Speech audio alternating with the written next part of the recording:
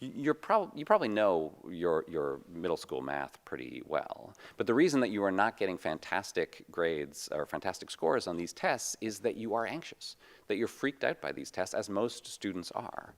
And Ned has spent a lot of time studying stress physiology and coming to understand the science, which is that when kids get stressed, it has a physiological effect on them. They're less likely to perform well on important activities like doing well on the SAT or the ACT. So he spends a lot of time talking to them about stress and exercise and diet and sleep. He's a big believer in sleep. One of the techniques that he uses is he talks about these tests, the ACT and the SAT, in this very dismissive way. He calls them goofy and little games and malarkey. And that's effective, he thinks. Well, there's two reasons he does it. One is he actually believes it. You know, when he's able to see how quickly he can change young people's test scores, it's hard to take these tests as seriously as you might otherwise. But also because he believes that there's a psychological game there, that if you can internalize the idea that these tests are not actually a measure of your self-worth and your place in the world or in your family or in your school, but are actually just this game, then you'll actually do better. You won't get so freaked out. You won't get so nervous. You'll think you can master it. And it kept working. Students that I would watch would go, their scores would go up by hundreds of points on the SAT, on the ACT by 6 points or 7 points or 8 points or 9 points, and his students who I met would just keep getting into Princeton and Yale and Harvard. The only young person I met in all of my travels who was as anxious about college admissions as Shannon Torres was one of Ned's students, a young woman named Ariel. And she came from a family that was very focused on higher education and very focused on elite higher education. Everyone in her family, her older siblings, had all gone to exclusive colleges. And at the end of sophomore year, her parents sat her down and said, okay, it's time to start studying.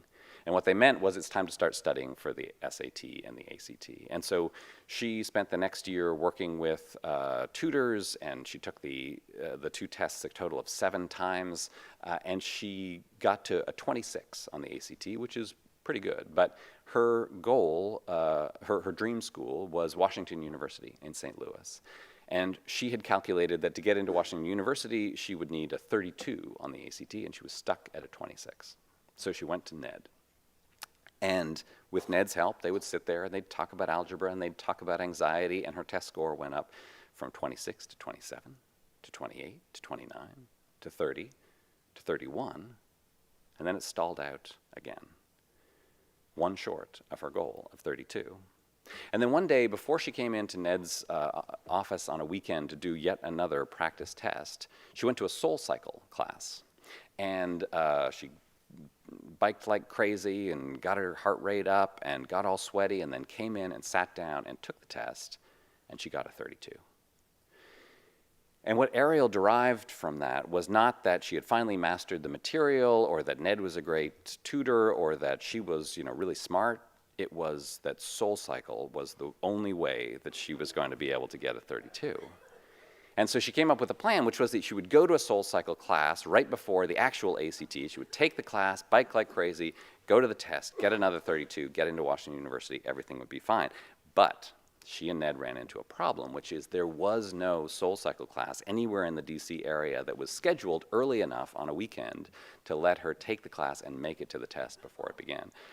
So she and Ned were working the phones, calling all over, seeing if anybody would schedule a separate class. No, no, no.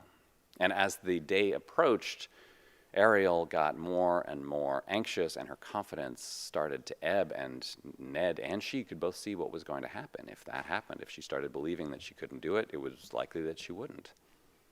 And so Ned made this generous, extravagant offer. He said, listen, if you can't get to a SoulCycle class, I will bring SoulCycle to you. And so the morning of the test, he loaded up his car with 2 stationary bikes. He drove to Ariel's house, set them up in her basement, and the 2 of them at 6 a.m. biked like crazy on their stationary bikes, music blasting, candles going. Ariel went off to take the test, and she got a 32, and she got into Washington University. So this is the part in the story where I'm supposed to tell you that Ariel is crazy, right? And Ariel is a little crazy. She is the first one to admit that she was acting a little bizarre for those couple of years. But the reality is she is not wrong about how the system works, and neither is Shannon.